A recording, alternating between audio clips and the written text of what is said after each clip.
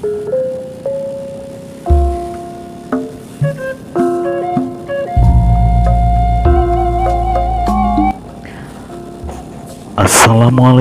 warahmatullahi wabarakatuh.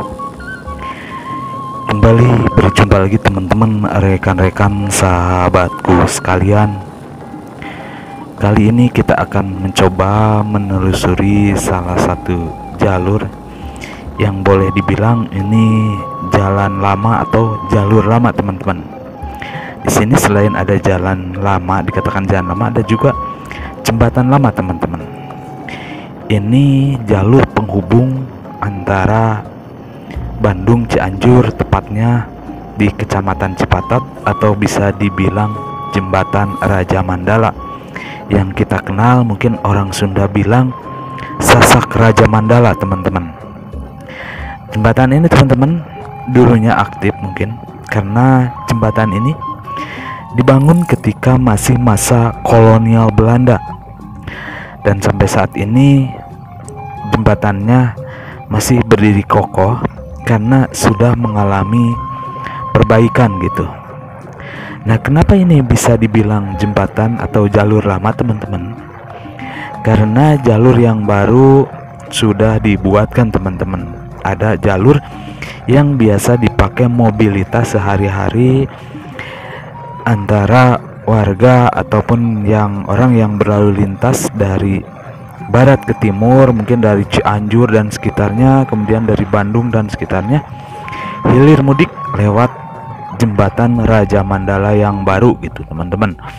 Sementara jalur yang ini sudah terlupakan, hanya dipergunakan oleh warga setempat yang menggunakan jalur sini untuk mobilitas, mungkin dari Bandung Barat ke Kabupaten Cianjur gitu. Padahal nih jalannya sudah diperbaiki nih, teman-teman. Jalannya nampak bagus dan juga enak juga, dan untuk lebarnya lebar juga nih, teman-teman.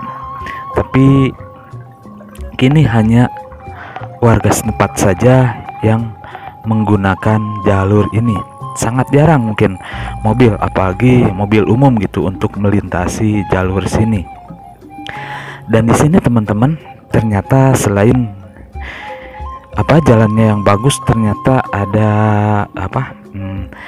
gerombolan kera yang mendiami jalur sekitaran sini, atau bisa dibilang di sini mungkin sebagai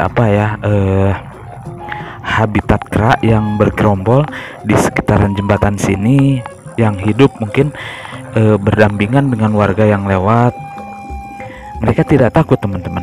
Jadi di sini sebelum masuk ke jembatan, ternyata di sini kawanan kera di sini ada, teman-teman. Tuh, seperti yang di pinggir kita lihat dulu.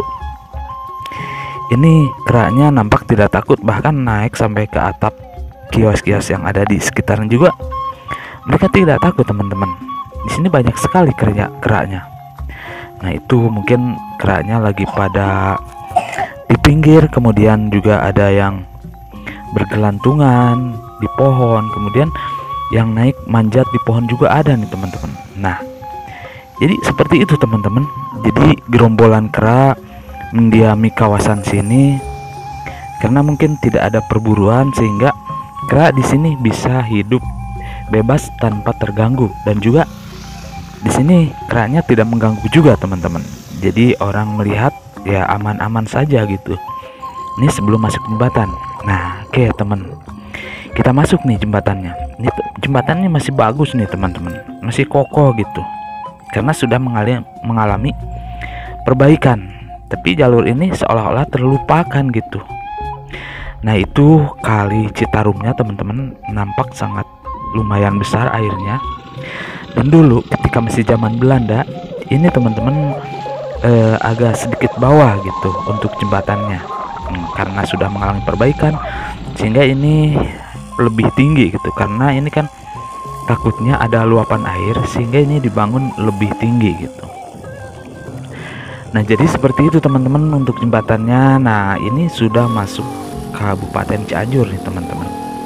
Jadi setelah melewati Jembatan Raja Mandala kita masuk di Kecamatan Haurwangi, Kabupaten Cianjur.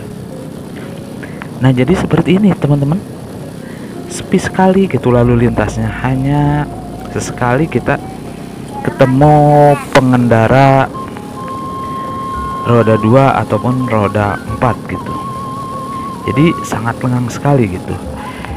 Nah, di sini jadi rumah-rumah penduduk ataupun kios masih nampak ada juga gitu. Karena jalannya mungkin dirawat juga, jadi tidak terlalu hancur gitu teman-teman. Ya. Jadi seperti itu teman-teman, sekilas mengenai Sasak Raja Mandala, penghubung antara Kabupaten Bandung Barat dan juga Kabupaten Cianjur gitu. Jadi hari ini hanya tinggal warga sekitar saja yang melintasinya gitu.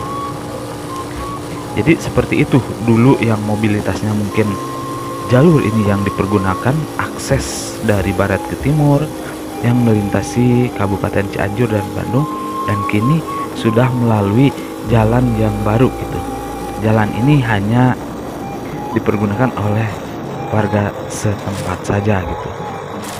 Nah, padahal teman-teman, menurut informasi, jembatan yang berdiri kokoh itu direhabnya usianya lebih muda dari jembatan yang baru gitu teman-teman.